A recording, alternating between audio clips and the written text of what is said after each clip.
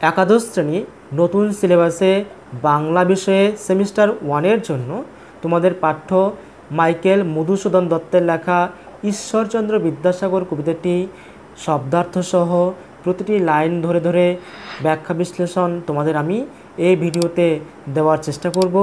আর হ্যাঁ, কবিতাটি আলোচনার শেষে এই কবিতা থেকে অর্থাৎ ঈশ্বরচন্দ্র বিদ্যাসাগর কবিতা থেকে কিছু গুরুত্বপূর্ণ MCQ টাইপ প্রশ্ন আমি তোমাদের জন্য তৈরি করেছি।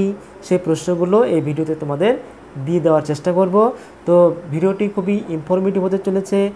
আশা করি তোমরা ভিডিওটি স্কিপ না করে মনোযোগ সহকারে দেখবে।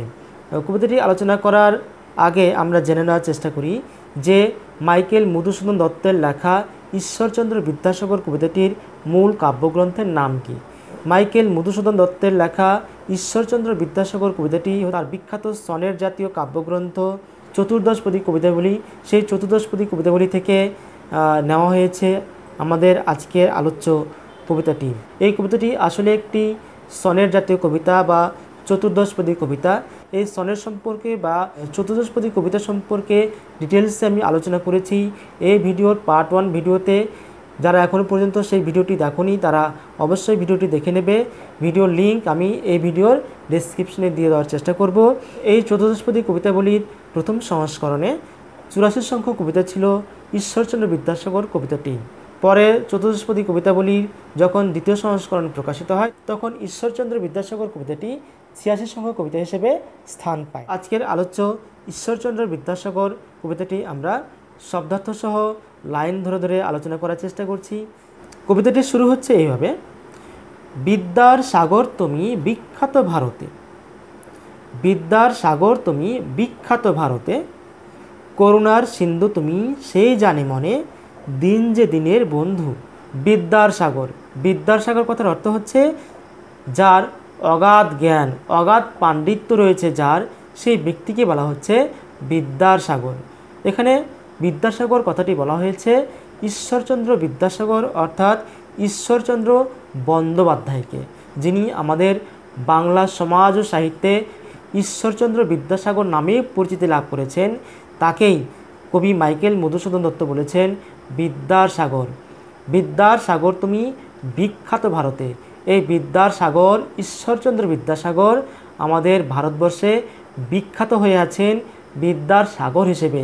একজন অসাধারণ পাণ্ডিত্যের অধিকারী, অগাধ জ্ঞানের অধিকারী হিসেবে। করুণার সিন্ধু তুমি সেই জানে মনে, দিন যে দিনের বন্ধু। আমাদের বিদ্যাসাগর মহাশয় ছিলেন করুণার সিন্ধু। সিন্ধু কথার অর্থ হচ্ছে সমুদ্র, সাগর। আমাদের ঈশ্বরচন্দ্র বিদ্যাসাগর ছিলেন করুণার সিন্ধু, করুণার সাগর। অর্থাৎ ঈশ্বরচন্দ্র বিদ্যাসাগরের হৃদয়ে এত দয়া মায়া এত করুণা যে তাকে সাগরের সঙ্গে তুলনা করা হয়েছে, সিন্ধুর সঙ্গে তুলনা করা হয়েছে। যার হৃদয়ে দয়া মায়া মমতা স্নেহ করুণার কোনো কুল কিনারা নেই, কোনো সীমা পরিসীমা নেই। হৃদয়ের সেই করুণার স্নেহ মায়া মমতার যে গভীরতা তা অতল এবং অতলান্তিক। তাকেই কবি এখানে করুণার সিন্ধুরূপে অভিহিত করেছেন। তিনি হচ্ছেন আমাদের ঈশ্বরচন্দ্র বিদ্যাসাগর। সেই জানে মনে, দিন যে দিনের বন্ধু অর্থাৎ যে দিন অর্থাৎ যে গরিব দরিদ্র অসহায় মানুষ যে দুমুঠো দুবেলা খেতে পায় না, সে দিন দরিদ্র মানুষ যারা তারা জানে যে ঈশ্বরচন্দ্র বিদ্যাসাগর করুণার সিন্ধু, তিনি দিনের বন্ধু, দীনদয়াল অর্থাৎ গরিবের বন্ধু। দিন কথার অর্থ হচ্ছে গরিব দরিদ্র। সেই গরিব দরিদ্র অসহায় দিন দুঃখী মানুষের বন্ধু হচ্ছেন আমাদের ঈশ্বরচন্দ্র বিদ্যাসাগর। মাইকেল মধুসূদন দত্ত ঈশ্বরচন্দ্র বিদ্যাসাগরকে দিন যে দিনের বন্ধু বললেন, অর্থাৎ দিনের বন্ধু বললেন, গরিবের বন্ধু বললেন। কেন? কারণ মাইকেল মধুসূদন দত্ত যখন নিজে ইংল্যান্ডে ব্যারিস্টারি পড়ার সময় চরম অর্থকষ্টে পড়েছিলেন, সেই সময় ঈশ্বরচন্দ্র বিদ্যাসাগরের কাছ থেকে মাইকেল মধুসূদন দত্ত কিছু অর্থ সাহায্য চেয়েছিলেন।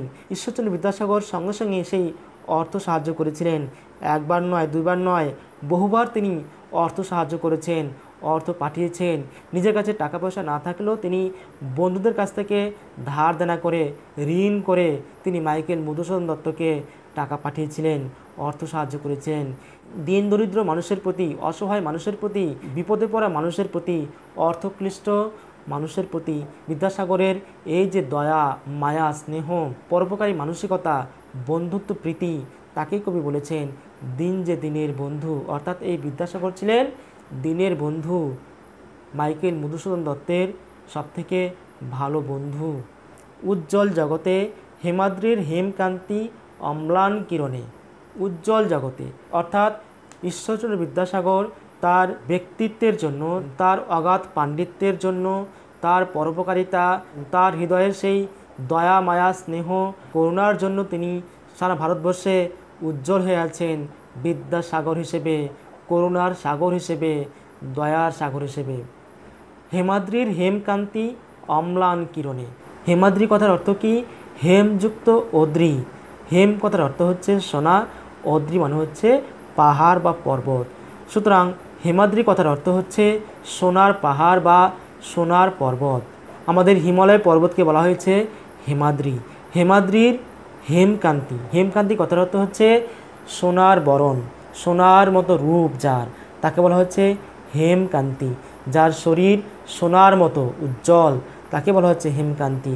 এখানে হিমালয় পর্বতের যে রূপ, সেটা হচ্ছে সোনার মতো উজ্জ্বল।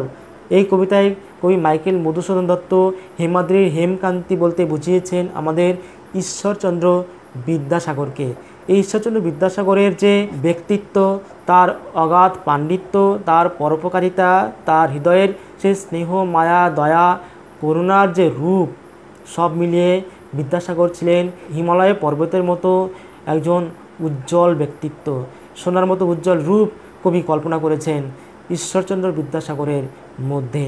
অম্লান কিরণে। অম্লান কথার অর্থ হচ্ছে যা কখনো ম্লান হয় না, যা কখনো ফ্যাকাশে হয় না। সূর্যের আলো যেমন কখনো ম্লান হয় না, যা কখনো ফ্যাকাশে হয় না, সূর্যের আলোতে আলোকিত হয়ে হেমাদ্রি অর্থাৎ হিমালয় পর্বত যেমন সোনালি রূপ ধারণ করে, ঠিক তেমনি হবে বিদ্যাসাগর মহাশয়ের যে ব্যক্তিত্ব, তার যে পৌরষ, তার যে অগাধ জ্ঞান, অগাধ পাণ্ডিত্য, তার হৃদয়ের যে স্নেহ, মায়া, মমতা, করুণার যে রূপ, তা চির অম্লান। তার সেই হৃদয়ের আলোতে আলোকিত হয়ে সারা ভারতবর্ষ যেন তার হৃদয়ের সেই স্নেহসুধা, করুণা, দয়া লাভ করে ধন্য হয়ে উঠেছে, যেমন ধন্য হয়েছিলেন বিদ্যাসাগর মহাশয়ের কাছ থেকে অর্থ সাহায্য পেয়ে মাইকেল মধুসূদন দত্ত।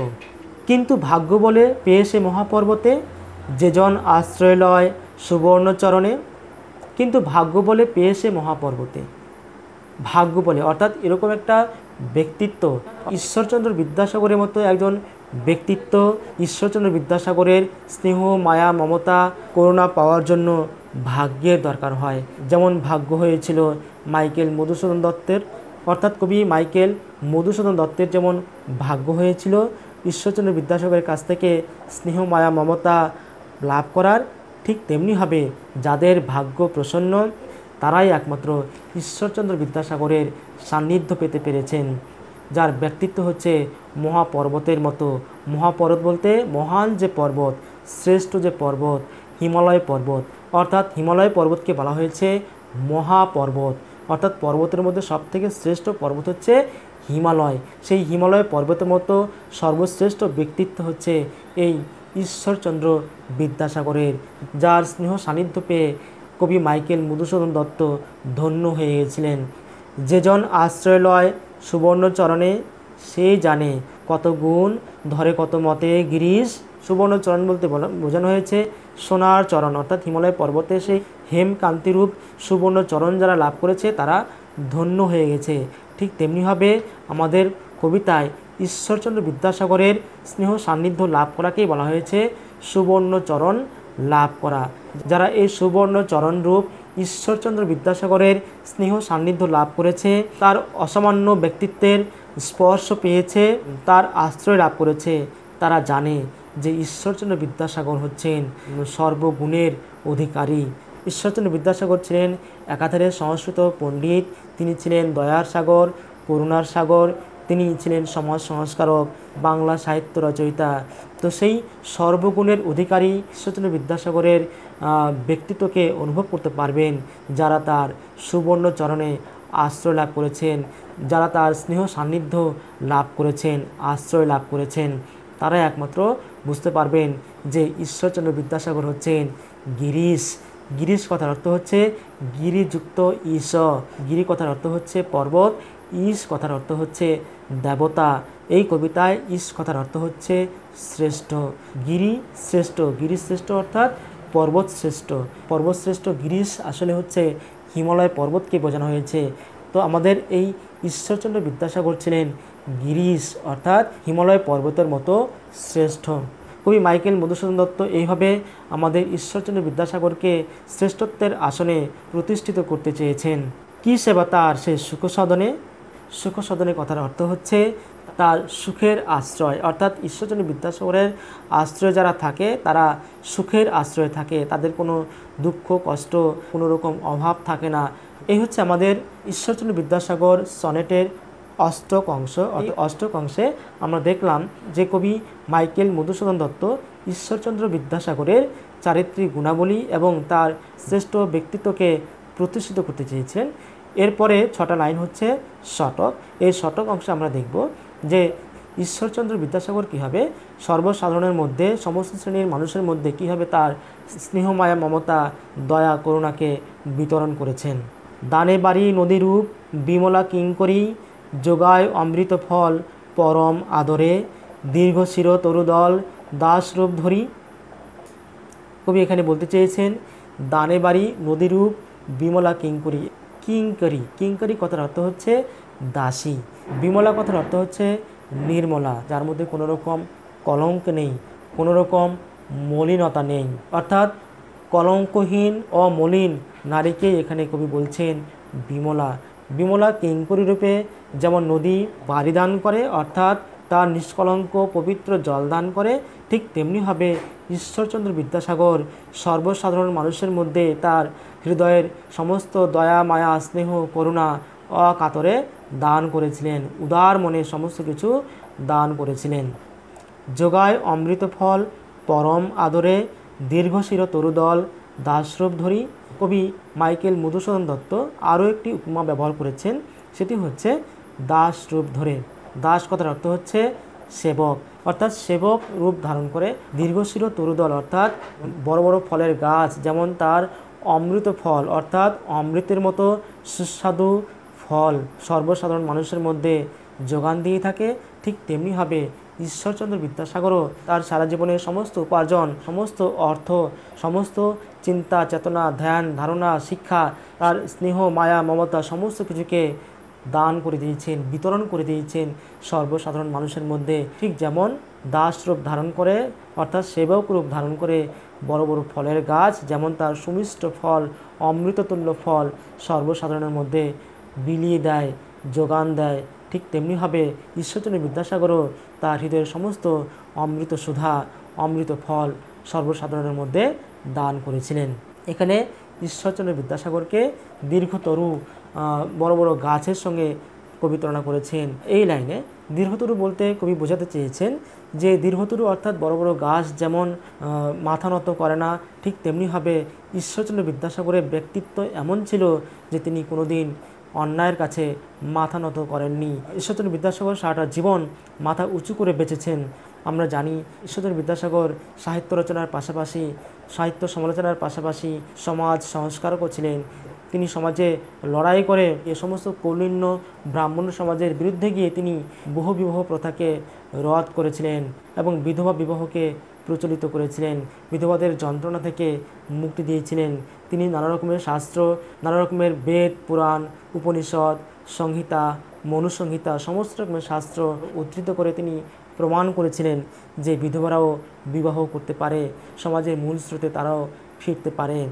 এই জন্য তাকে অনেকটা বেগ পেতে হয়েছিল, সমাজে তাকে নানা রকমের বাধা বিপত্তির মধ্যে পড়তে হয়েছিল, তবু ঈশ্বরচন্দ্র বিদ্যাসাগরকে মাথা নত করা যায়নি। তিনি অটলভাবে মাথা উঁচু করে এই সমস্ত সমাজ সংস্কারগুলো করেছিলেন। সেই জন্য কবি মাইকেল মধুসূদন দত্ত ঈশ্বরচন্দ্র বিদ্যাসাগরকে দীর্ঘতরু রূপে কল্পনা করেছেন, যা কখনো ভেঙে পড়ে না। পরিমলে ফুলকুল 10 দিশ ভরে, পরিমলে কথার অর্থ হচ্ছে সুগন্ধ ছড়ায়। কুল কথার অর্থ হচ্ছে বংশ। ফুলকুল কথার অর্থ হচ্ছে ফুলের বংশ। অর্থাৎ এখানে সমস্ত রকমের ফুল গাছকে বলা হয়েছে। অর্থাৎ সমস্ত রকমের ফুল যেমন তার পরিমল তথা সুগন্ধ 10 দিশ ভরে অর্থাৎ 10 দিকে ছড়িয়ে দেয়, এর জন্য কোনো রকম কার্পণ্য করে না। ঠিক তেমনিভাবে ঈশ্বরচন্দ্র বিদ্যাসাগরও তার হৃদয়ের সেই স্নেহ মায়া মমতা দয়া করুণা প্রকাশ করতে কোনো রকম কার্পণ্য করেননি। তিনি অকাতরে সকলকে সমানভাবে তার হৃদয় সুধা বিতরণ করেছিলেন। 10 দিশ কথার অর্থ হচ্ছে 10 দিক। এই 10 দিক কি কি? উত্তর, দক্ষিণ, পূর্ব, পশ্চিম, ঈশান, বায়ু, অগ্নি, নৈরত, ঊর্ধ্ব এবং অধ। এই 10টা দিকের কথা এখানে বলা হয়েছে। দিবসে শীতল শাসী ছায়া বনেশ্বরী, নিশায় সুশান্ত নিদ্রা ক্লান্তি দূর করে। দিবসে শীতল শাসী ছায়া বনেশ্বরী অর্থাৎ বনেশ্বরী বলতে বোঝানো হয়েছে বনের ঈশ্বরী, বনের দেবী। এখানে বনের বড় বড় গাছকে বলা হয়েছে বনেশ্বরী, অর্থাৎ বড় বড় গাছকে বনের ঈশ্বরীর সঙ্গে, বনের দেবতার সঙ্গে তুলনা করা হয়েছে। বড় বড় গাছ যেমন সুশীতল ছায়া দান করে, সেই সুশীতল ছায়াতে এসে ক্লান্ত পথিক যেমন কিছুটা শ্রান্তি লাভ করে, ঠিক তেমনিভাবে আমাদের ঈশ্বরচন্দ্র বিদ্যাসাগর ছিলেন বনেশ্বরী অর্থাৎ ছায়াদানকারী বৃক্ষের মতো মহান, যার ছায়ায়, যার স্নেহ আশ্রয়ে আমাদের সমাজের প্রচুর গরিব দুঃখী মানুষ, অসহায় দিন দরিদ্র মানুষরা শান্তি পেয়েছিল, শ্রান্তি পেয়েছিল, তাদের হৃদয় শীতল হয়েছিল আমাদের এই ঈশ্বরচন্দ্র বিদ্যাসাগরের স্নেহ ছায়ায় অবস্থান করে, স্নেহ ছায়ার আশ্রয় লাভ করে। এখানে কবি বিদ্যাসাগরের এই মহান ব্যক্তিত্বকে ছায়াদানকারী বনেশ্বরী তথা বৃহৎ বৃক্ষের সঙ্গে তুলনা করেছেন। আর বলছেন নিশায় সুশান্ত নিদ্রা ক্লান্তি দূর করে। নিশায় অর্থাৎ রাত্রিবেলা, সুশান্ত অর্থাৎ সম্পূর্ণরূপে শান্ত নিদ্রা। ঈশ্বরচন্দ্র বিদ্যাসাগরের স্নেহ সুধা, স্নেহ আশ্রয় যারা লাভ করেছেন তারা ঈশ্বরচন্দ্র বিদ্যাসাগরের ব্যক্তিত্বকে কল্পনা করে, তার স্নেহ মায়া মমতা করুণা দয়াকে কল্পনা করে যারা রাত্রিবেলা ঘুমোতে যান, নিদ্রা যান, তাদের সেই নিদ্রা সুখনিদ্রা হয়, অর্থাৎ সুনিদ্রা তারা লাভ করতে পারে। যেন মনে হয় সমস্ত রকমের ক্লান্তি দূর হয়ে যায় যখন তারা ঈশ্বরচন্দ্র বিদ্যাসাগরের কথা ভাবে। ঈশ্বরচন্দ্র বিদ্যাসাগরের ব্যক্তিত্ব, তার পৌরষ, তার স্নেহ মায়া মমতা দয়া করুণার আশ্রয়ের কথা ভাবে, তখন তাদের সমস্ত রকমের ক্লান্তি দূর হয়ে যায়। যেমন মাইকেল মধুসূদন দত্ত ঈশ্বরচন্দ্র বিদ্যাসাগরের কাছ থেকে অর্থ সাহায্য পেয়ে তার জীবনের সমস্ত কষ্ট ভুলতে পেরেছিলেন। তিনি চরম অর্থ কষ্ট থেকে মুক্তি লাভ করেছিলেন, যার ফলস্বরূপ পরবর্তীকালে মাইকেল মধুসূদন দত্ত হয়ে উঠেছিলেন বাংলা সাহিত্যের মহাকবি। তার লেখনী থেকে আমরা পরবর্তীকালে পেয়েছি মেঘনাদ বধ কাব্যের মতো একটি মহান সৃষ্টি। যখন মাইকেল মধুসূদন দত্ত চরম অর্থকষ্টে পড়েছিলেন বিদেশে থাকাকালীন, সেই সময় যদি ঈশ্বরচন্দ্র বিদ্যাসাগর তাকে অর্থ সাহায্য না করতেন তাহলে হয়তো আমরা আজকের এই মহাকবি মাইকেল মধুসূদন দত্তকে পেতাম না। যাই হোক, কবিতাটি তোমাদের কেমন লেগেছে? যদি কবিতাটি তোমাদের ভালো লেগে থাকে তাহলে কবিতাটিতে একটি লাইক করে দিও। ভিডিওটি অনেক বড় হয়ে গেছে, তাই আজকের এই ভিডিওতে ঈশ্বরচন্দ্র বিদ্যাসাগর থেকে এমসিকিউ টাইপ প্রশ্ন নিয়ে আলোচনা করা সম্ভব হলো না। এর পরের ভিডিওতে অর্থাৎ পার্ট 3 ভিডিওতে গুরুত্বপূর্ণ এমসিকিউ টাইপ প্রশ্ন নিয়ে অবশ্যই আলোচনা করব। আশা করি তোমরা সেই ভিডিওটি দেখবে। তো আজকের মতো এখানে শেষ করছি। তোমরা অনেক ভালো থাকবে এবং মন দিয়ে পড়াশোনা করবে। বাই।